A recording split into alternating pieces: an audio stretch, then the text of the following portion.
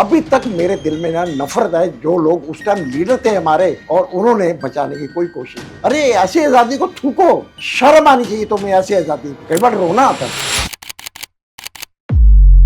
बस एक ही गम है पूरी जिंदगी और रहेगा मेरे मरने तक, जब तक मेरे को जलाया नहीं जाएगा, कि मैं अपने पिताजी को बचा नहीं सका। क्यों? कि मैं बहुत छोटा था। जवान होता तो मैं भी जो है ना खत्म करता। तो मेरे पिता पे एक सरदार साहब ने ना अपने आप को तो घी डाल के या तेल डाल के हत्या कर ली थी अपनी, कि मैं किसी मुसलमान के हाथ में जाऊँ। तो उनको जब जल रहे थे ना, मैं उनको मैंने देखो तड़प रहे थे। मैंने दृश्य देखा वो बड़ा भयानक। वहाँ से हमारे बाद जो जितनी गाड़ी आई हैं वो सब दूर से रही। वो उन्होंने क्या किया था, रावी के पास रोक के सारे हिंदुओं को काट काट के भेज दिए। लेकिन ये जो कत्ल करके गाड़ियाँ भेज रहे थे, ये तो मैंने खुद देखी। तो जो डब्बे थे ना उनमें से खून, वो तो मैंने खुद देखा। खून पूरा काट काट के भेज रहे थे, किसी को भी जिंदा नहीं कर। मतलब एक इंसानियत क्या है, मुंह पे एक तमाचा था। इंसानियत को इन्होंने मतलब जलील किया है।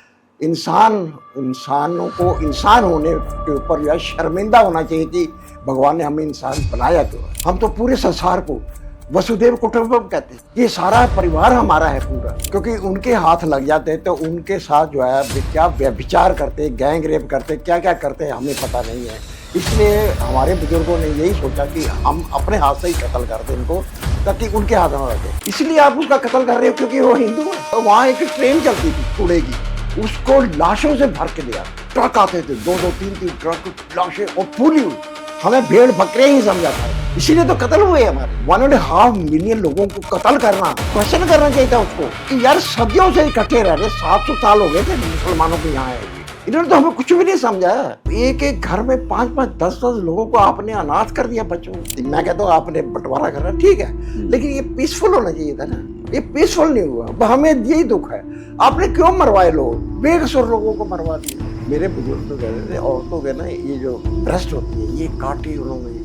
बच्चों को अपने वो जो भाला होता है, जिसको आप लैंसर कहते हैं, भाले की जो नोक होती है उसके ऊपर बच्चे को से टांग के वो हिंदुओं के काफिले को दिखा रहे थे, देखो तुम्हारे बच्चों के साथ अब ये क्या है। लेकिन जो चीज आपने सच्ची देखी है उसको तो नकार नहीं सकते आप। मतलब इतनी इंसानियत गिर जाएगी, कभी सोच ही नहीं सकते। बच्चे के साथ यार क्या, अभी कुछ दिन का बच्चा आप उससे दुश्मनी निकाल रहे। ये है इनका धर्म।